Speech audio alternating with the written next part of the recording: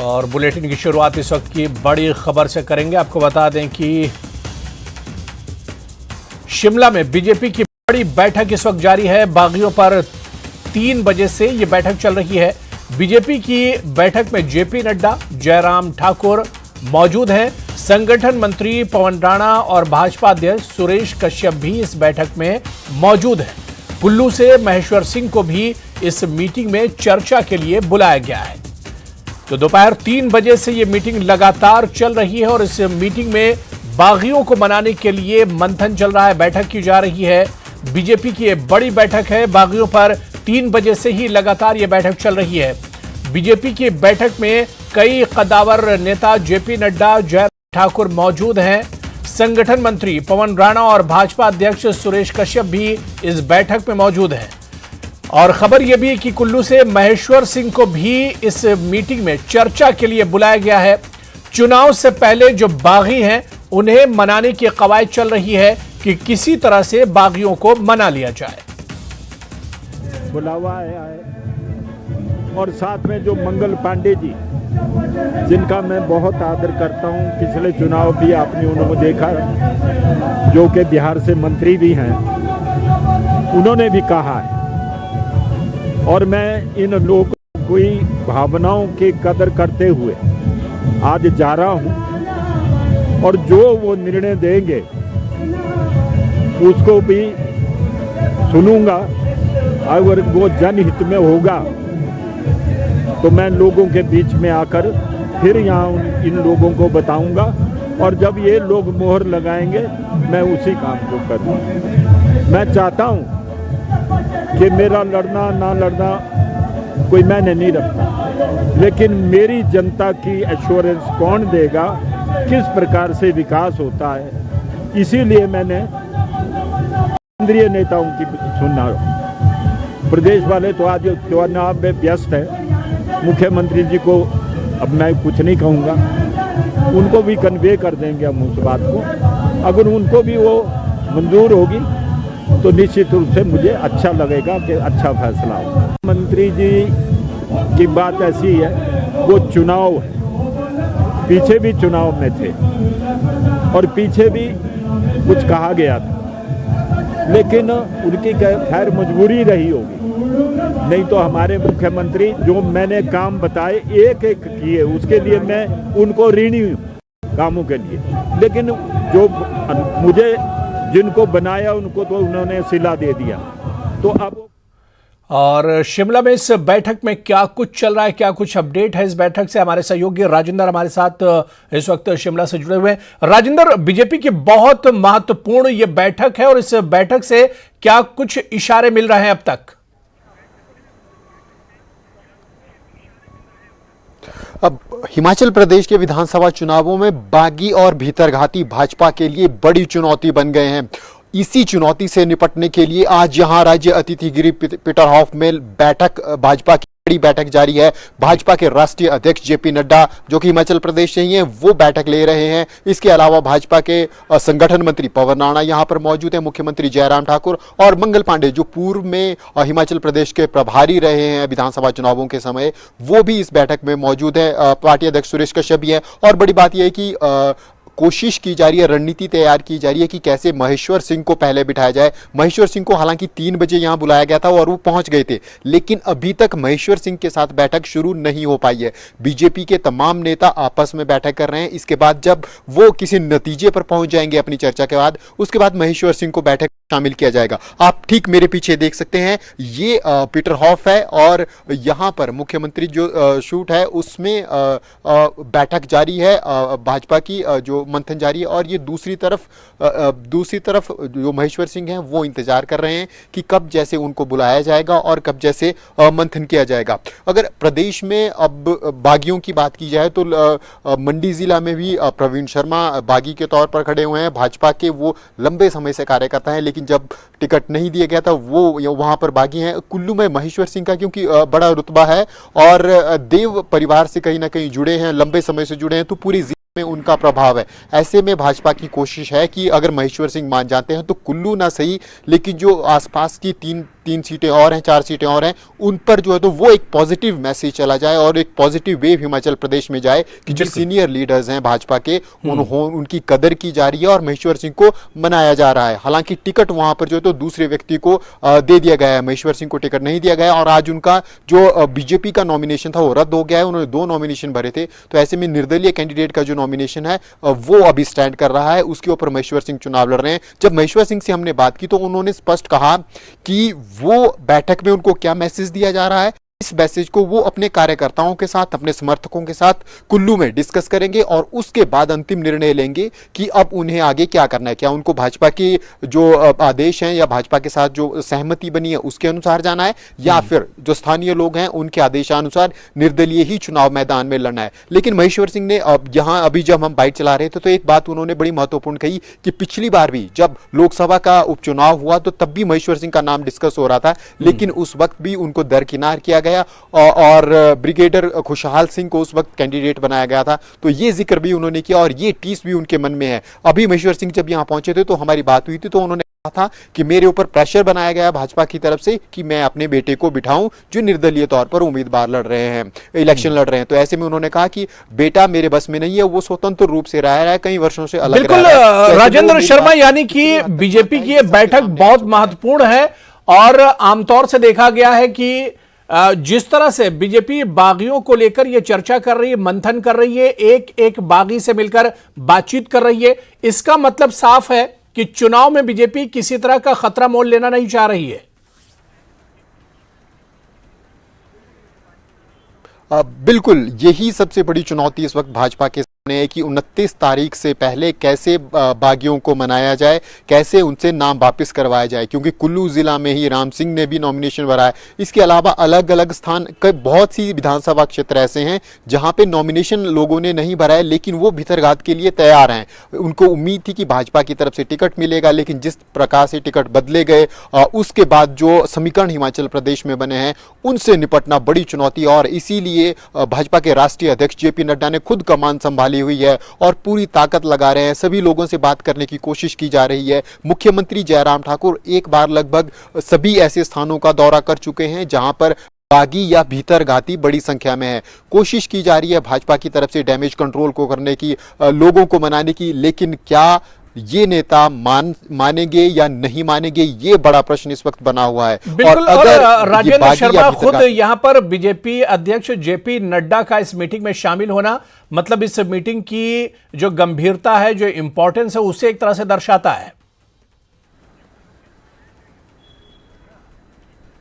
जी बिल्कुल, ये सबसे महत्वपूर्ण बात है क्योंकि संगठन मंत्री पवन राणा अब से पहले जो बैठकें हुई है वो संगठन मंत्री स्तर पर हुई है, लेकिन अब से पहले मुख्यमंत्री जयराम ठाकुर भी सक्रिय हुए पिछले 2 से 3 दिनों में। इसके अलावा जो भाजपा के राष्ट्रीय संगठन मंत्री है BL संतोष, वो भी आज हिमाचल प्रदेश पहुंच रहे हैं, वो भी इन सब इश्यूज को डिस्कस करेंगे। हालांकि जो संगठन की तरफ से जब हमने बात की तो ये कहा गया कि भाजपा की जो आगामी रैलियां हैं उनके ऊपर चर्चा करेंगे और जो चुनाव प्रचार किस तरह से चुनाव प्रचार को ऊपर उठाना है उसके ऊपर चर्चा करेंगे, लेकिन बागी भी उनके ध्यान में भी हैं। तो ऐसे में जो केंद्रीय नेतृत्व है, आप समझ सकते हैं भाजपा के राष्ट्रीय संगठन मंत्री यहां पर मौजूद हैं, कुछ देर में पहुंचने वाले हैं हिमाचल प्रदेश में, तो वो भी जरूर बागियों के इशू के ऊपर डिस्कस करेंगे। राष्ट्रीय अध्यक्ष इसमें लगे हुए हैं। तो भाजपा के सामने आज की डेट में सबसे बड़ी चुनौती बागी और भीतरघाती ही है और ऐसे में लगातार बैठकों का दौर और जो एक्सरसाइज है भाजपा की वो लगातार जारी है। बिल्कुल, बहुत बहुत शुक्रिया राजेंद्र शर्मा मेरे साथ जुड़ने के लिए, इस खबर पर चर्चा करने के लिए। तो शिमला में लगातार बीजेपी की बैठक जारी है और इस बैठक का मकसद यही है कि जो बागी हैं, जो नाराज हैं बीजेपी से, उन्हें किसी तरह से मनाया जाए। वहीं हम आपको बताते चले कि शिमला से पहले मंडी में भी सीएम जयराम ठाकुर ने रूठे हुए नेताओं को मनाने की कोशिश की है। यहां उन्होंने रूठे हुए उन नेताओं के साथ बैठकें की जिन्होंने निर्दलीय प्रत्याशी के तौर पर पर्चा दाखिल किया है। इस दौरान सीएम के साथ चुनाव प्रभारी संजय टंडन भी मौजूद रहे।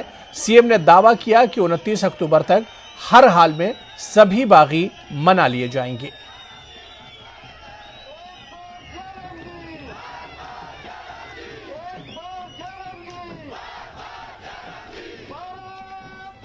ब्रेक के बाद एक बार फिर आपका स्वागत है। हिमाचल चुनाव में बागियों को मनाने की कवायद जारी है। अब आइए आपको दिखाते हैं कि बीजेपी में किन सीटों पर पार्टी के बागी नेता निर्दलीय ताल ठोक रहे हैं।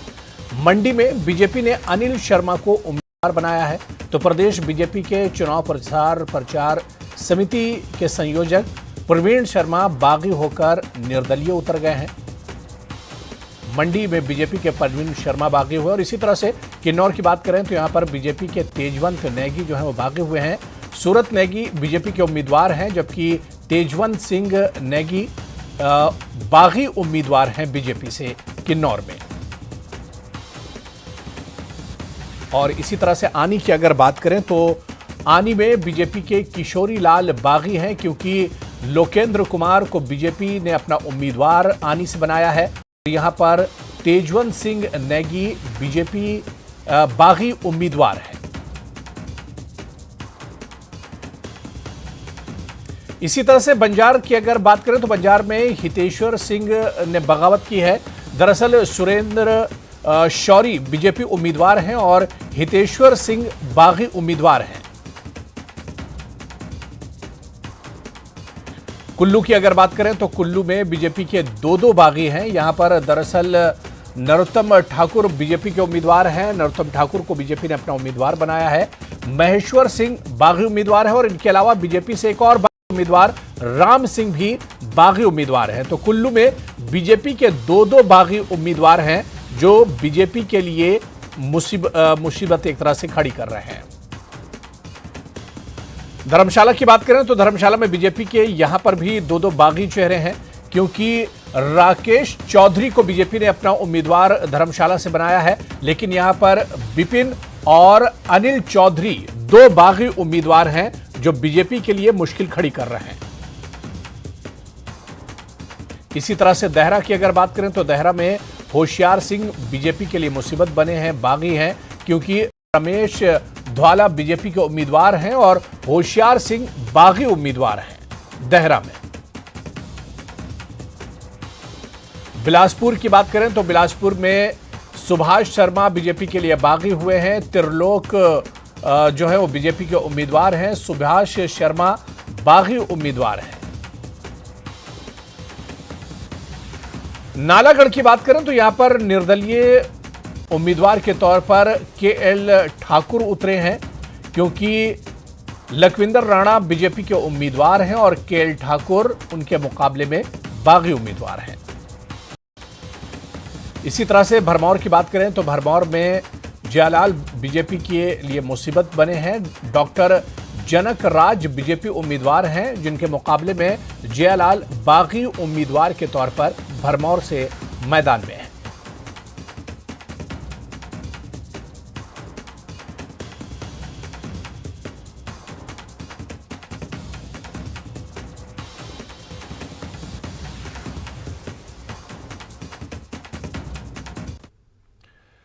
तो वहीं बागियों को मनाने में जुटी बीजेपी को धर्मपुर से थोड़ी राहत मिली है। धर्मपुर से भाई को टिकट मिलने से नाराज बीजेपी नेता वंदना गुलेरिया अब मान गई हैं और अब भाई रजत के प्रचार में भी उतर चुकी हैं।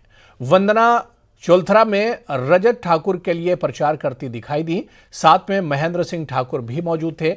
वंदना गुलेरिया ने कहा कि रजत ठाकुर के साथ कंधे से कंधा मिलाकर चलने की जरूरत है, ताकि धर्मपुर के विकास को और आगे ले जाया जा सके। बता दें कि वंदना गुलेरिया और रजत ठाकुर दोनों ही टिकट के रेस में थे, लेकिन रजत ठाकुर को टिकट मिलने के बाद उन्होंने बीजेपी में अपने पद से इस्तीफा दे दिया था। भाई बहनों, हाथ जोड़ के प्रार्थना, मैं तीसरी बार हाथ जोड़ रहा हूँ आपके आगे। जो एक थोड़ा सा एक स्थिरता आई थी, आप कृपया उसमें अब एक्टिव होकर के 15 दिन जो आपको आप काम करें। 5 साल डंडा मार के काम ले, अभी मैं कहता हूँ 5 साल डंडा मार के काम लो, जिसको आप एमएलए बनाएंगे। आगे क्या बनता है वो तो कोई पता नहीं चलता। मैंने सोचा मैं कभी मंत्री बनूंगा, लेकिन ऐसा समय आया बीच में 1998 में। मैं आपको विश्वास दिलाता हूं, अगर आप मुझे अपना आशीर्वाद देंगे तो मैं आपकी उम्मीदों पे खरा उतरूंगा। जैसा कार्यकर्ता चाहेगा, जैसे हमारे लोग चाहेंगे, वैसे काम करूंगा। क्योंकि मुझे सबको साथ लेने के चलने का जो मुझे अनुभव भी है और मैं सबको साथ लेके चलना भी चाहता हूं। मैं और ठाकुर साहब रजत जी के साथ कंधे से कंधा मिलाकर और 90 दिन के भीतर हम अपने पॉलिटेक्निकल कॉलेज की आधार। तो वहीं धर्मशाला में बीजेपी रूठे नेताओं को मनाने में कामयाब हो गई है। पार्टी ने यहां से राकेश चौधरी के उम्मीदवार बनाया है, जिसे विधायक विशाल नहरिया नाराज थे। वहीं विरोध में धर्मशाला मंडल के सभी बीजेपी पदाधिकारियों ने इस्तीफा दे दिया था, मगर जिला अध्यक्ष चंद्रभूषण नाग ने विधायक और कार्यकर्ताओं के साथ बैठकर इन्हें मना लेने का दावा किया है। धर्मशाला बीजेपी मंडल के पदाधिकारियों ने अपने इस्तीफे भी वापस ले लिए हैं।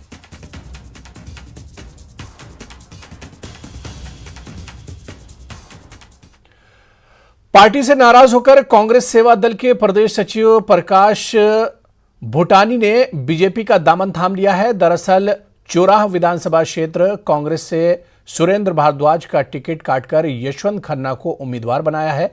इसी का विरोध भूटानी कर रहे हैं। इसी को लेकर उन्होंने पार्टी को धमकी तक दी थी और कहा था कि सुरेंद्र भारद्वाज को वापस टिकट नहीं देने पर वो सैकड़ों समर्थकों के साथ पार्टी छोड़ देंगे और इस धमकी को वो अमल में भी ले आए। भूटानी 700 समर्थकों के साथ बीजेपी में शामिल हो गए। भूटानी के बीजेपी में शामिल होने पर चुराह विधानसभा के बीजेपी प्रत्याशी हंसराज काफी खुश हैं। साथियों, स्वाभाविक है आप सभी लोग हैरान होंगे। अचानक ही कल शाम को प्रोग्राम बना कि मैं भारतीय जनता पार्टी के परिवार में शामिल होना चाहता हूं।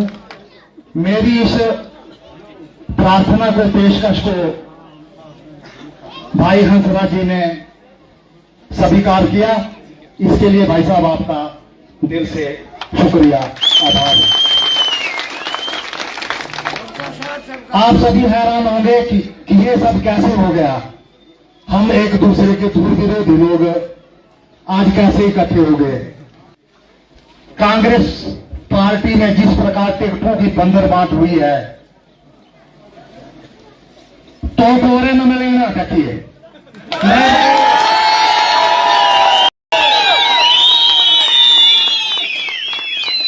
मैं दावे के साथ कहता हूं कि हिमाचल प्रदेश में जिस प्रकार पैसे लेकर टिकटें बांटी गई, मैक्सिमम लोग जो है वो जीतने वाले ही नहीं है।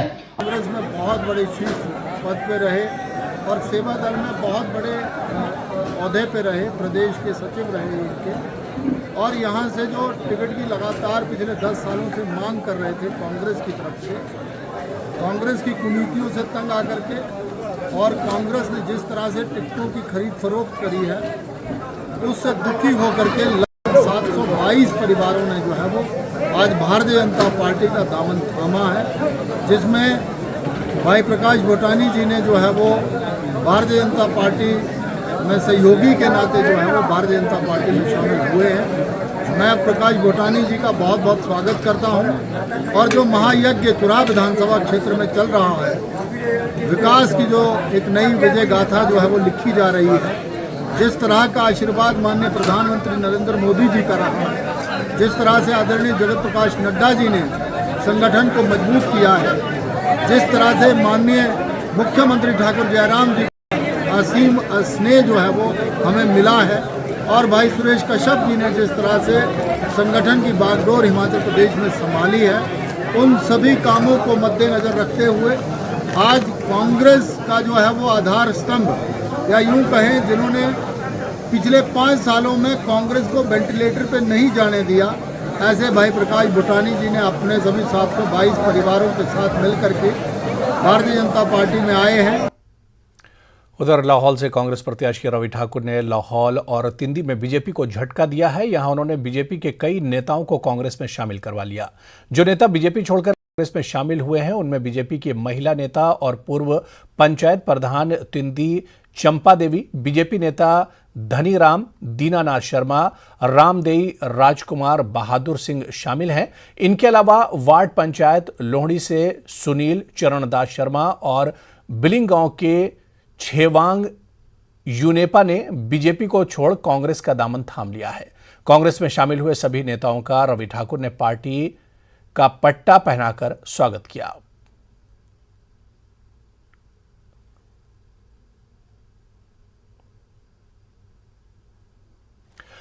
कांग्रेस के महासचिव ओपी ठाकुर ने कहा कि जयराम सरकार हर मोर्चे पर विफल रही है। न्यूज 18 से खास बातचीत में उन्होंने कहा कि सरकार ने युवाओं की अनदेखी की है, जिसकी वजह से बेरोजगारी बढ़ी है। इसके अलावा उन्होंने बताया कि युवा कांग्रेस चुनाव में अपनी अहम भूमिका निभा रही है और सरकार की नाकामियों को युवा कांग्रेस हर आदमी तक पहुंचाएगी।